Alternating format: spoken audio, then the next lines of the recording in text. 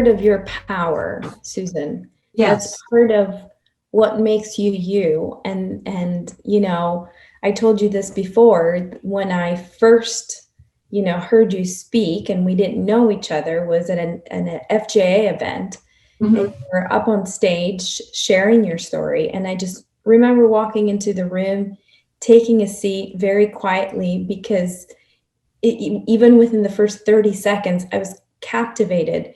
And it wasn't so much because you hear these sad stories all the time, but it was coming from you, somebody that was an attorney, that was a nurse. You are well connected in your community. You have been, a productive member of society for a very long time. You are, people don't expect that to come from you, from your mouth. So that was part of the strength and your ability to share this without any fear, because this is part of your past and you separate it as something that you've been fighting and trying to overcome for a long time. But what I also know, the other side of this is that there are people in our industry today, in many walks of life, that are unable to talk about it. They probably are struggling with it. They can't talk about it because there's too much at stake in terms of their reputation or their job or whatever. So I think there's a lot more functioning drug addicts and alcoholics than we think or we know. So I just I find agree. that to be incredibly powerful.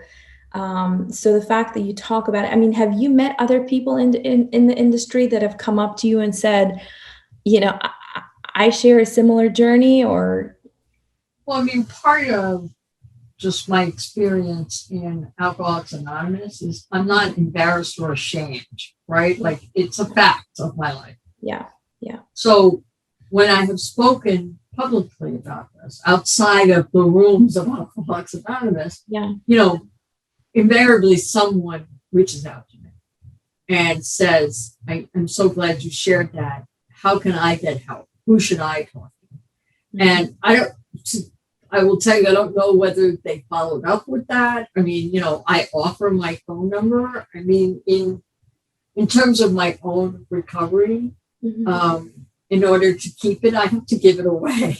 yeah, Like my ability to share my experience, right, and hope with others is one way I stay sober because when I hear other people's stories and their situations, I am reminded of mhm, how powerless mhm, and lonely and hopeless I felt in that period of time.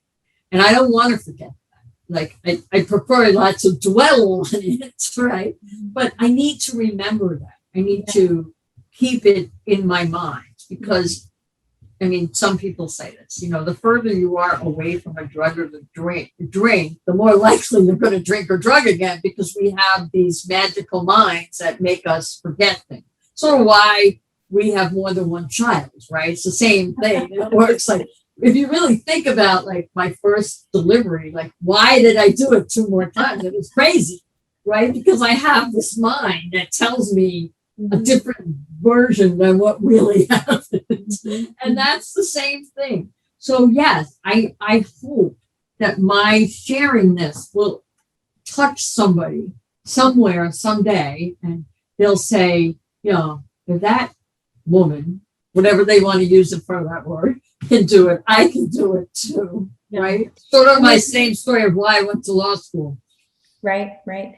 Yeah, I think hearing your story certainly helps me overcome some of my personal challenges. It's always, there is this force within us, and I think we all have it. Not everybody recognizes it or sees it, but it's that force that, if unleashed, you can do anything, you can build anything, you can envision whatever your heart desires.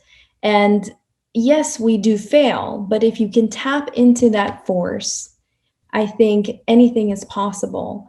So, my question to you becomes, after everything that you've sort of gone through, Are you at a place where you have peace and you have, um, just are you spiritually content with your life's journey and also what you have to do or any goals that you have set for yourself for the next stage of your life?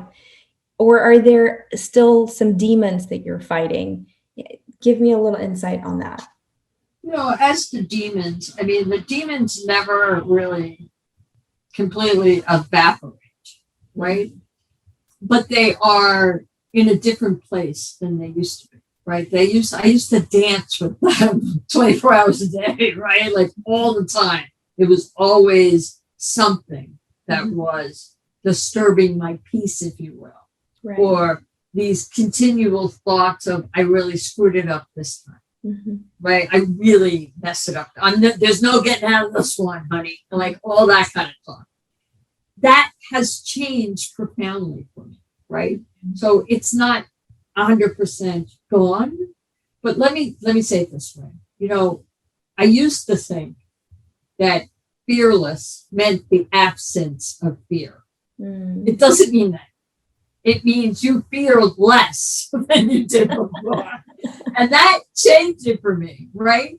Because that's really what it means for me. So I know that I just took up right before we started this. I was in a little mini crisis about something that, I thought I had it all set and it just blew up, right? And I can tell you what my first reaction was, oh my God, I've done it now. Holy, what am I going to do? Blah, blah, blah, blah, blah. I mean, that started happening, right? But now I recognize that little demon talking to me. And I'm like, shut up. Right? Like, get focused. There is a solution, right? There isn't always solutions, but there is a solution to this particular problem, right? There are things that are just not fixable, disasters that you just can't. And then I have to go to acceptance, right? I have to accept things I cannot change, right? And I mean, that is the serenity prayer, right? God grant me the serenity to accept the things I cannot change, and the courage to change the things I can. But most importantly, the wisdom to know the difference. And I can tell you that I have some wisdom to know the difference that I never had before. Yeah. So am I mostly happy and peaceful? Yes. Like I am that woman that walks around the hall singing to herself, right?